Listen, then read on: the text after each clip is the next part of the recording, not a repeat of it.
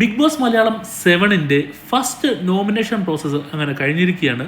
അതിനകത്ത് നമ്മുടെ ഷാനവാസ് ഗിസലിനെ പറ്റി പറഞ്ഞ ഒരു വാക്ക് നോമിനേഷൻ ചെയ്യാനുള്ളൊരു കാരണം കുറച്ച് കോൺട്രവേഴ്സി ആയിരിക്കുകയാണ്. ഈ ഗിസലിൻ്റെ വസ്ത്രധാരണം ഒരു കേരള കൾച്ചറിന് യോജിച്ചതല്ല എന്നൊക്കെ പറഞ്ഞിട്ടാണ് പുള്ളി നോമിനേഷൻ ചെയ്തിരിക്കുന്നത്. അതൊക്കെയാണോ ഒരു വ്യക്തിയെ നോമിനേറ്റ് ചെയ്യാനുള്ള കാരണമെന്ന് നമ്മൾ ചിന്തിച്ചിട്ടുണ്ടാവും. കാര്യം ഒരാളുടെ ക്യാരക്ടർ എങ്ങനെയാണ്, അല്ലെങ്കിൽ അവർ ഈ ഗെയിമിൽ കൊടുക്കുന്ന കോൺട്രിബ്യൂഷൻ എന്താണ്, അതൊക്കെ നോക്കിയിട്ടല്ലേ സാധാരണ ഒരു നോമിനേഷൻ പ്രോസസ്സിൽ ഒരാളെ നോമിനേറ്റ് ചെയ്യേണ്ടത്. ഇതിലെ വിരോധാഭാസം എന്തെന്ന് വെച്ചാൽ നമ്മുടെ ഷാനവാസ് ബർമൂഡയും ടീഷർട്ടൊക്കെ ഇട്ട് വന്നിട്ടാണ് ഗിസലിനെ കേരള വസ്ത്രധാരണത്തെ പറ്റി പഠിപ്പിക്കുന്നത്. ഒരു വസ്ത്രധാരണം എന്നുള്ളത് ഒരാളുടെ ചോയ്സാണ്. അതുപോലെ തന്നെ ഗിസൽ കുറച്ച് എക്സ്പോസീവ് ആയിട്ടുള്ള വസ്ത്രമാണ് ധരിക്കുന്നത്.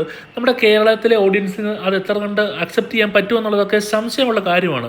പക്ഷേ ഷാനവാസിനെ പറ്റി കുറച്ച് യങ്ങായിട്ടുള്ളൊരു വ്യക്തി ഇങ്ങനെ ചിന്തിക്കുന്നതിനെ പറ്റി എനിക്ക് നല്ലൊരു അഭിപ്രായമില്ല കേട്ടോ. അല്ലെങ്കിൽ അതൊരു നോമിനേഷൻ പ്രോസസ്സിന് അല്ലെങ്കിൽ നോമിനേറ്റ് ചെയ്യാനുള്ള കാരണമായിട്ട് പറയുന്നതെന്ന് പറയുന്നത് എനിക്കൊരിക്കലും അക്സെപ്റ്റ് ചെയ്യാൻ പറ്റത്തില്ല.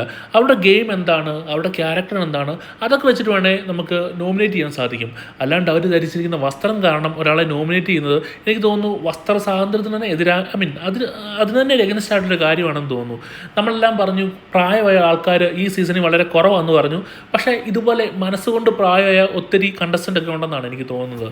എങ്കിലും ഞാൻ ഷാനവാസ് പറഞ്ഞൊരു കാര്യത്തോട് യോജിക്കുകയാണ്. നമ്മുടെ കേരള ഓഡിയൻസിന് അത്ര അക്സെപ്റ്റ് ചെയ്യാൻ പറ്റിയ വസ്ത്രധാരണമല്ല നമ്മുടെ ഗിസൽ ചെയ്യുന്നതെന്നുള്ളത് കറക്റ്റായിട്ടുള്ള കാര്യമാണ്. പക്ഷേ എൻ്റെ പ്രശ്നം എന്നുള്ളത് അത് നോമിനേറ്റ് ചെയ്യാനുള്ളൊരു കാര്യം അല്ലെങ്കിൽ ഒരു കാര്യമായിട്ട് എടുത്തിടുന്നത് എനിക്ക് എത്രത്തോളം ശരിയാണെന്ന് തോന്നുന്നില്ല. നോമിനേഷൻ പ്രോസസ്സൊക്കെ കഴിഞ്ഞു. നമ്മുടെ രേണുസുദ്ധിയൊക്കെ നോമിനേഷൻ വന്നിട്ടുണ്ട്. അടുത്ത വിശേഷമൊക്കെ ആയിട്ട് ഞാൻ ഉടനെ തന്നെ വരാം. ഇനി വരുന്ന വീഡിയോകളിൽ നമ്മൾ ഓരോ മത്സരാർത്ഥിയുടെയും പെർഫോമൻസ് എങ്ങനെയാണെന്ന് നമ്മൾ വിലയിരുത്തുന്നുണ്ട്.